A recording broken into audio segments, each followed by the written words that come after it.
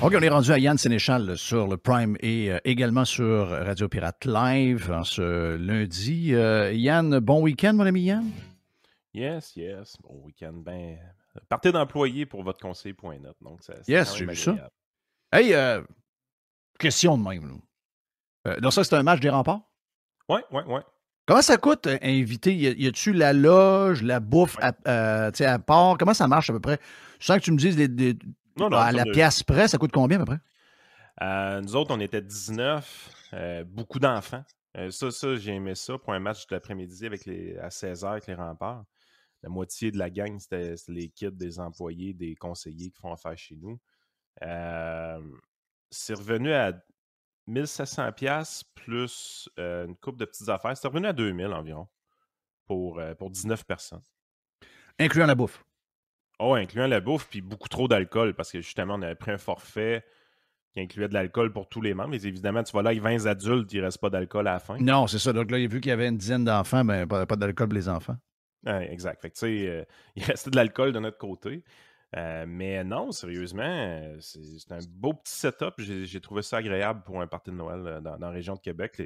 On l'a fait aux Canadiens l'année passée. C'était vraiment beaucoup plus cher. Puis je me demande s'il y avait plus de plaisir. Ouais. Honnêtement, les remparts donnent un bon show là, quand même. Fait que- Ouais, ben là, ils ont échangé une coupe de bons joueurs. Je pense que c'était après la game qu'ils ont fait l'échange. Ah, je sais pas, j'ai pas vu.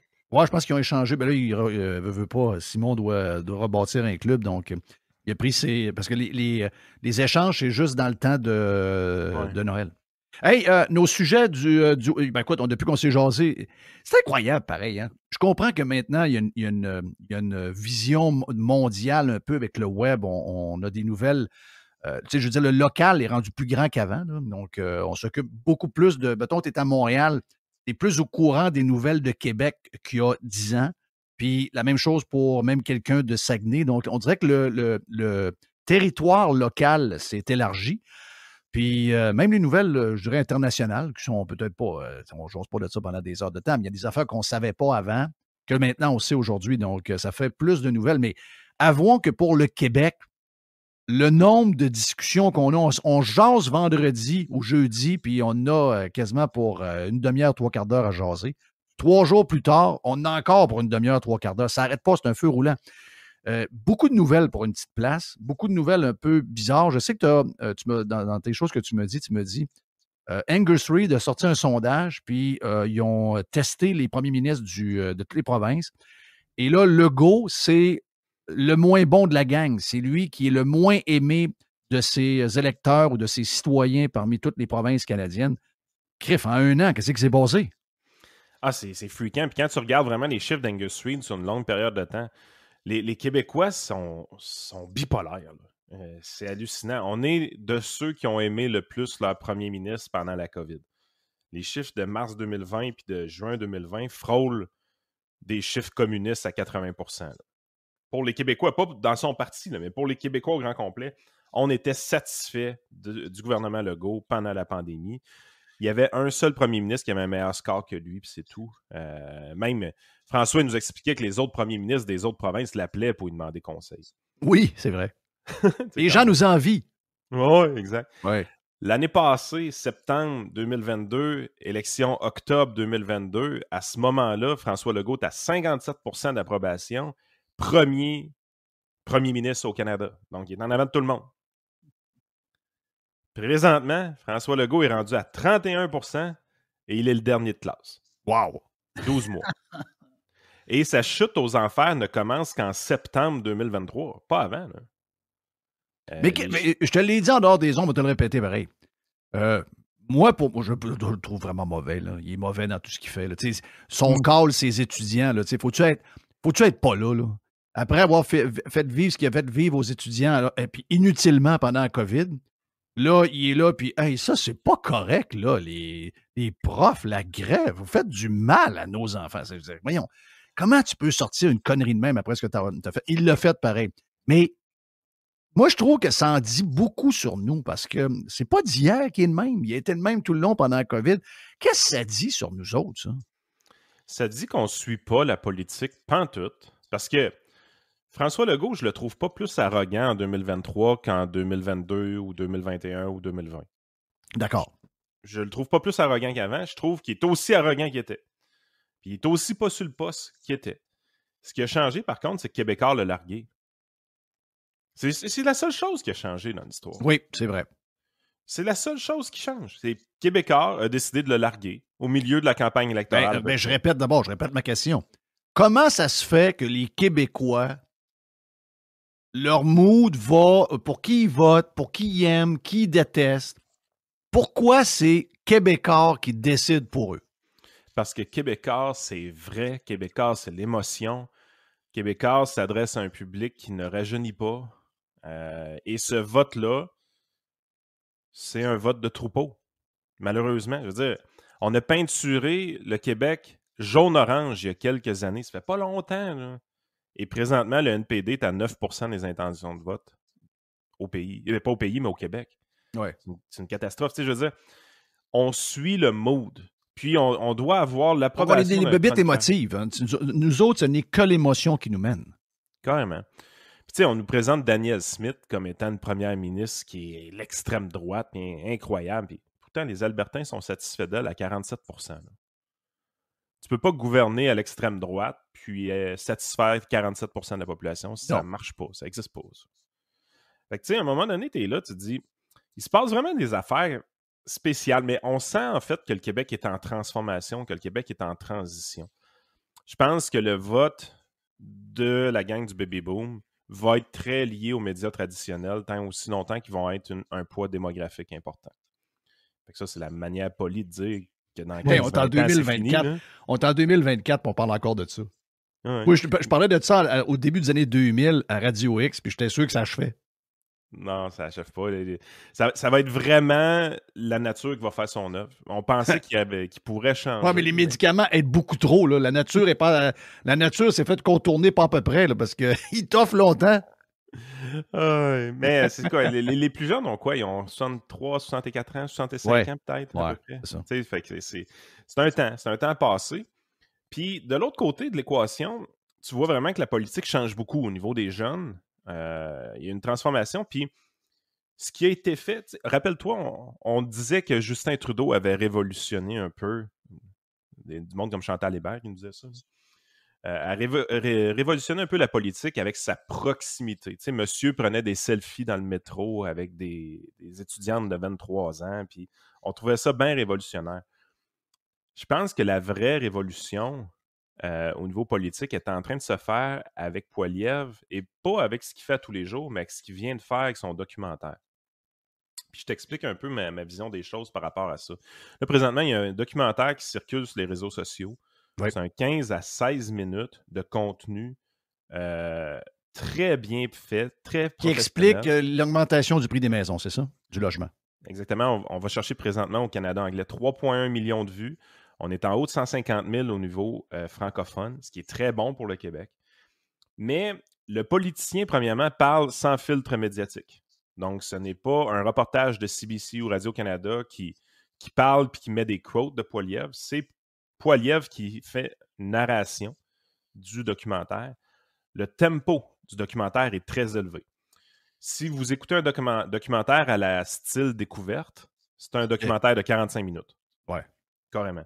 Mais le tempo est très élevé. Pourquoi il est très élevé? Parce que le documentaire s'adresse principalement aux jeunes. Et quand tu regardes les jeunes... C'est très Netflix, très TikTok, très nouvelle manière de présenter. C'est la façon de consommer le contenu pour les jeunes. Le 35 ans et moins consomment son contenu de cette façon-là. Un tempo très élevé. Puis, ce que j'aime, c'est qu'on décortique de A à Z un problème. On fait le constat. D'habitude, les politiciens sont toujours bons pour faire les constats. Tout le monde est capable de faire les constats au niveau politique actuel, ça existe déjà. Le bout qui est laissé aux journalistes et qui font d'une manière absolument affreuse, c'est l'explication des raisons. Pourquoi on vit tel constat, justement? Bien, ça, c'est les journalistes qui ont cette mission de faire ça. Fait qu'au niveau économique, ils sont pourris, ils ne comprennent rien. Fait qu'il n'y a jamais personne qui explique jamais rien à personne. On pense encore que l'inflation, c'est à cause des épiciers qui sont trop greedy et qu'il y a de la greedflation. Ouais. Fait que Poilievre avait dit, je vais le prendre en charge, ce bout-là. Au lieu de le laisser aux médias, je vais expliquer point par point aux Canadiens pourquoi le prix des maisons a monté autant. On va parler de quantitative easing. Une vidéo qui a été vue par 3,1 millions de personnes. Là. On parle de quantitative easing. Ça, il y a à peu près juste 2-3 ans, quelques crackpots financiers qui savaient c'était quoi. Là. Peux-tu l'expliquer? Pour le monde qui ne savent pas. Grosso modo, c'est que le gouvernement joue avec les taux d'intérêt. Ça, c'est ce que vous voyez au niveau des taux variables. Mais il y a d'autres façons pour le gouvernement d'injecter des liquidités dans l'économie. Du quantitative easing, ce qu'ils font littéralement, c'est qu'ils prennent des dettes qui sont en circulation, des dettes du gouvernement canadien qui sont en circulation, ils les retirent du marché en payant les banques ou les institutions financières qui possédaient cette dette-là. Et l'argent qu'ils prennent pour la payer n'existait pas avant la transaction. Ouais. Donc, ils ont inventé de l'argent, si tu veux.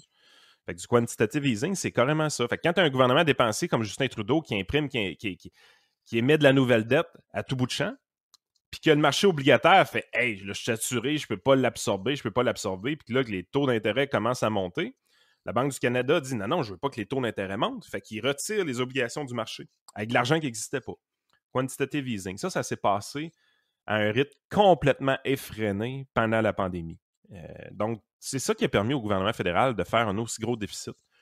Tu es dans un monde où est-ce que Trudeau a augmenté le déficit, ou la dette canadienne plutôt, d'un montant plus important que tous les premiers ministres avant lui réunis.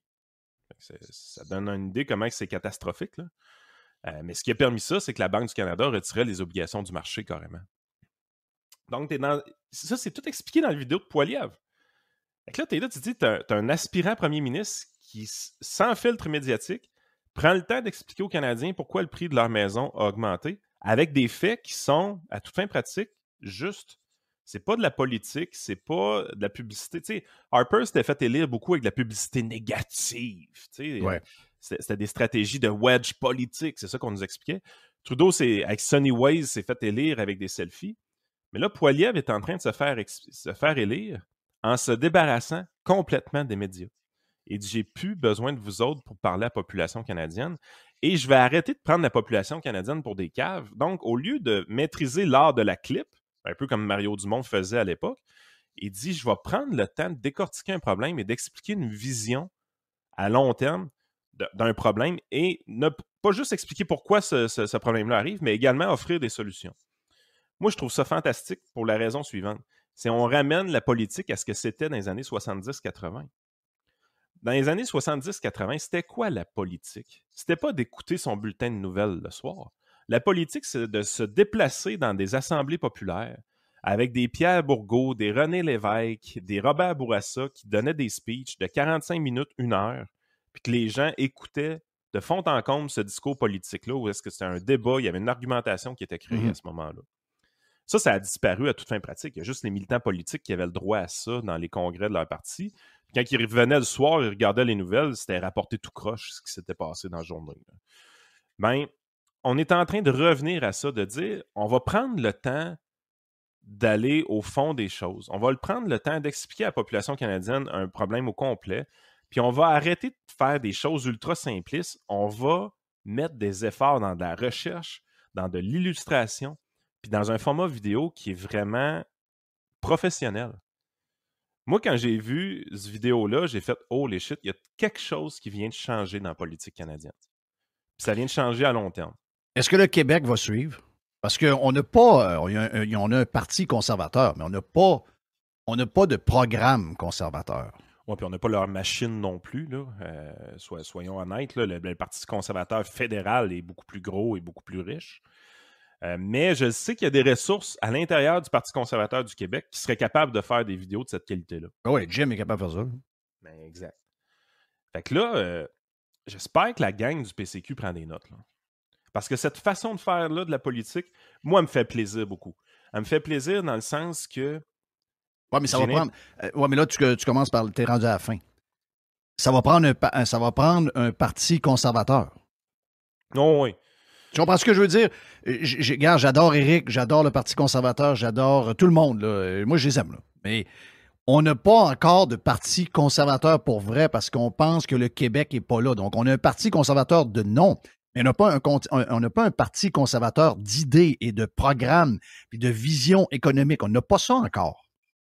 Non, puis la façon d'y arriver, c'est de transmettre ce savoir-là aux militants, d'un, parce qu'il y a encore une recherche culturelle à l'intérieur de ce parti-là qui est évidente. Puis ensuite de ça, c'est de s'assurer justement que ces militants-là puissent propager la bonne nouvelle, si on veut, à l'extérieur du parti.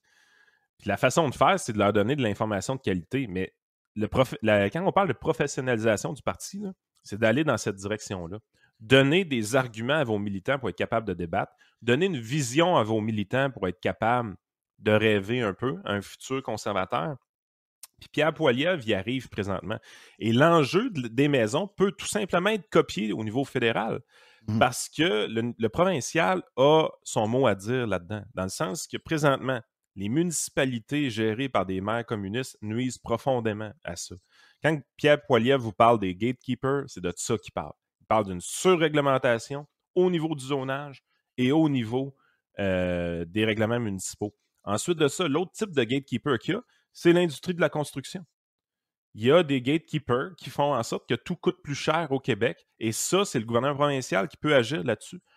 Donc, on est vraiment dans une position où est-ce que le PCQ pourrait tout simplement copier ce qui est fait un peu au niveau fédéral et l'adapter pour le Québec, et ça donnerait des résultats qui sont sensiblement pareils, parce que cet enjeu-là touche les jeunes pour de vrai. Il faut que tu oublies d'un jour aller chercher le vote boomer, ça n'arrivera pas. De toute façon, ce vote boomer-là, il est là pour 15 ans encore. D'ailleurs, je voyais les chiffres, là, au Canada, on les voit, là, les jeunes vont voter conservateur et de loin supérieur à tous les autres partis. Mais au Québec, on n'est pas rendu là encore. Québec, Parti conservateur, je comprends qu'on c'est pas la même, on n'a pas la même histoire, on n'a pas la même couverture, on n'a pas d'élus, etc. Je comprends ça. Mais les jeunes devraient être. Là, en ce moment, ils ne lead que le Parti libéral, sont loin derrière QS qui est premier, loin derrière le PQ. Même la CAQ est à 20 puis le Parti conservateur est à 11. Donc, c'est les jeunes. Si le Parti conservateur ne touche pas les jeunes, effectivement, ils ne réussiront jamais à convaincre un boomer qui s'est fait dire par Paul Larocque que Éric Duhem, c'est un nono. Donc, dans le tête, Éric Duhem, c'est un nono. Ils ne cherchent pas à savoir si c'est vrai ou pas vrai. Donc, il va falloir qu'ils visent les jeunes parce que, sincèrement, il y a quelque chose qui se passe à la boule, là. Moi, j'ai un feeling que la gauche est tellement allée loin depuis les 15 dernières années. Le woke, le climat, mettez-en, il y en a beaucoup de choses, là. Je sens qu'il y a un écrasement de la gauche. On le file, on le sent. Il y a juste au Québec qu'on est toujours un peu en retard, mais il y a quelque chose qui se passe un peu partout, là. Ah, définitivement. C'est pour ça que l'enjeu des maisons, je pense, c'est le premier enjeu qui doit être utilisé pour briser ça. C'est que là, tu touches un sujet qui touche particulièrement les jeunes et que les jeunes. Parce qu'évidemment, le boomer, le X, le Y qui a déjà sa maison, que le système ne change pas pour lui, c'est pas grave. Non. Il a sa maison. Le problème, c'est le premier acheteur. L'acheteur qui l'a pas, sa maison, lui, il trouve ça problématique, ces enjeux-là. Donc, ça l'intéresse. Tu peux aller chercher une sensibilité avec eux autres qui est vraiment, vraiment intéressante. Puis c'est là qu'il faut passer parce que oui, tout passe par les jeunes. Surtout si tu dis toi-même que tu es là pour le long terme. Tu dis toi-même que tu es là pour un marathon, pour monter cette culture conservatrice-là, pour donner une option de vote aux gens qui est intéressante. Ben, tu dois t'assurer d'abord et avant tout de viser qu'est-ce qui touche réellement les jeunes. Puis ça passe par l'écologisme et ça passe par les maisons. Puis il y a c'est pas tout le monde qui embarque dans la sauce écologiste, là. Il y en a qui se rendent compte que c'est pas normal d'être éco-anxieux à 24 ans, là. Il y en a qui ont un brain qui fonctionne encore, là. Mais il faut que tu leur donnes des outils. Joanne Marcotte, il arrive à perfection avec son livre. Mais un gars comme Éric doit être le porte-parole de ce type de discours-là également, de son côté. Puis la façon de toucher les jeunes, c'est ça. Moi, ce que Pierre Poilievre a fait là, dans le style documentaire, là, je trouve ça tout simplement fantastique. Parce qu'il y a quelque chose qui nuit énormément à la gauche. Ce qui se passe présentement à la COP28, c'est spectaculaire. Tu as des dizaines de milliers de participants à cette conférence-là qui arrivent de partout dans le monde, qui se déplacent en avion, souvent first class, pour se diriger vers Dubaï, qui est une ville carrément construite d'une manière excentrique, dans un pays qui s'est mis riche avec le pétrole, où est-ce que les droits des femmes, c'est so-so? C'est magique, cette affaire-là. Vous êtes vraiment sérieux? Vous êtes allé là? Puis le pire dans tout ça... Et là, ils s'en rendent compte. Là, on dirait qu'ils viennent d'allumer, là. Ben oui, parce qu'il y a un des gars qui est sorti des Émirats arabes unis qui dit « Ouais, vos affaires, là, c'est pas basé sur la science pantoute. » En plus, ils se font virer dans le shot par le gars qui... qui est le host. Ben oui, c'est lui qui est... Président. Ils sont incroyables. À quoi ils ont pensé? Mais les avions dans la neige qui s'apprêtaient à partir, la queue s'est remontée à terre, excuse-moi, là, ça c'est drôle, hein, je vois le faire aussi. Là. Le REM à matin. Oui, le REM un matin qui jamme. Ah, regarde. Ah non, ils sont dans une mauvaise passe. Je pense que, tu sais, dans n'importe quoi, à un moment donné, tu finis par te penser plus gros que la patente. Puis, c'est un peu, tu sais, juste le fait de tu sais, moi, je suis le premier à reconnaître que le climat ne peut pas rester de même. Là. Le climat avec l'humain qui brasse des affaires, on est rendu 8 milliards. Je ne sais pas c'est quoi son pourcentage, mais je sais certainement que le climat, il y a des impacts, on a des choses à améliorer. C'est clair on n'est pas parfait, puis on ne l'était pas il y a 40 ans, puis on ne l'est pas encore aujourd'hui, mais on est meilleur qu'à 40 ans. Puis je pense que si on se fie à comment les humains s'adaptent, dans 40 ans, on va être pas mal meilleur qu'on l'est aujourd'hui. Puis oui, de mettre un peu de pression pour qu'on soit meilleur, c'est parfait. Mais c'est tout le côté apocalyptique qu'ils ont créé qui est en train de briser leur patente. Oui. Tu sais, je veux dire, d'essayer d'enlever des nananes à quelqu'un, d'essayer d'y enlever ci, d'essayer. Tu sais, c'est le côté extrême qui va nuire à des changements qu'on a besoin de faire. Là. Tu sais, comme on a eu, dans le temps, la couche d'ozone, on avait des affaires qu'on faisait de travers. Les rivières étaient tout croche. Les gros cours d'eau également étaient tout croche. On en voyait, on en voit encore trop aujourd'hui, mais on en voyait beaucoup plus que ça avant. Avant, les entreprises polluaient carrément dans les cours d'eau sans filtrer absolument rien. Donc, on est parti de très loin, puis on a encore beaucoup de chemin à faire. Puis tout le monde est au courant de ça, là. Puis ça se peut que si on ne fasse pas attention, il y a des conséquences de ça.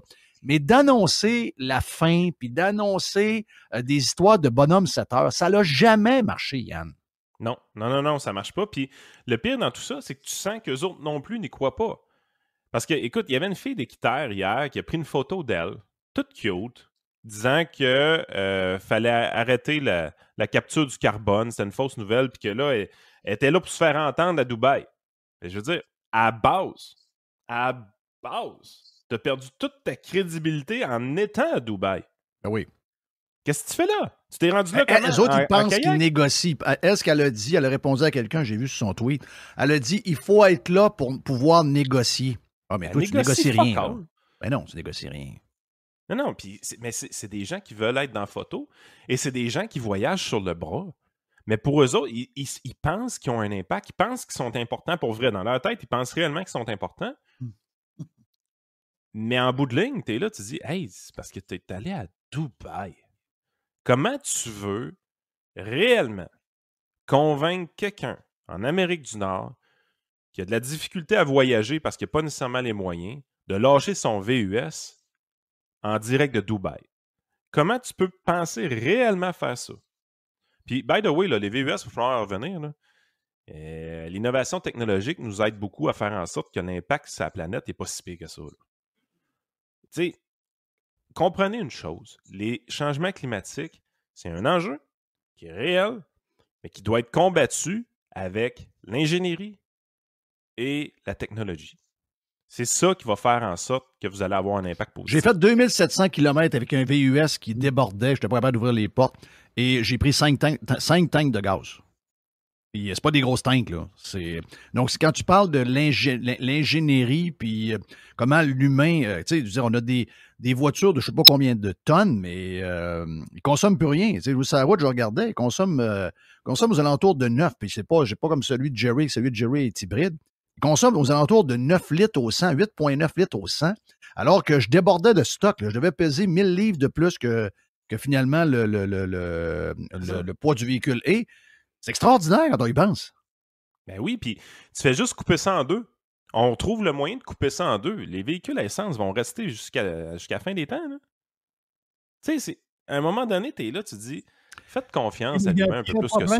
Il y a un problème aussi, puis ça, c'est un excellent article que j'ai lu, je ne me rappelle plus quelle place. Là. Le problème aussi, c'est qu'on parle d'énergie fossile.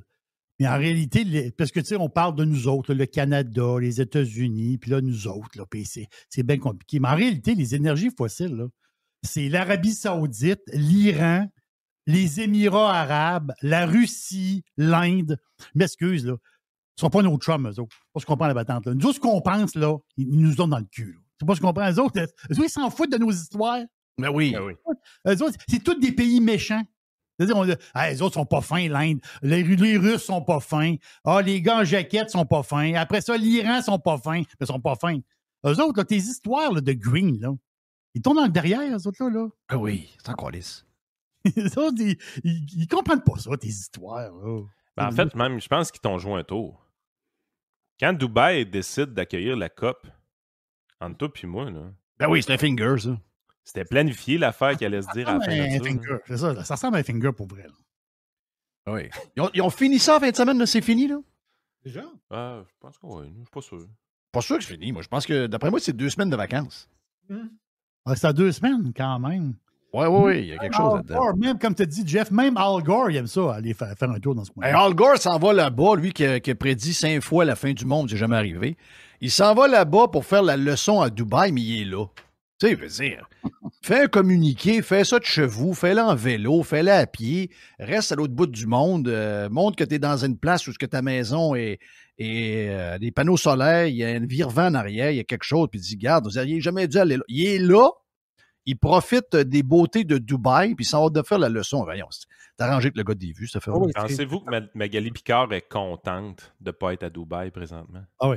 Magali Picard, dans Tempête, a dit là, fuck, pourquoi je suis revenu? Anyway, à manger de la chenoute pareil. La COP, c'est jusqu'au 12 décembre. C'est jusqu'au 12 décembre. Wow! 30 novembre au 12 décembre. Wow!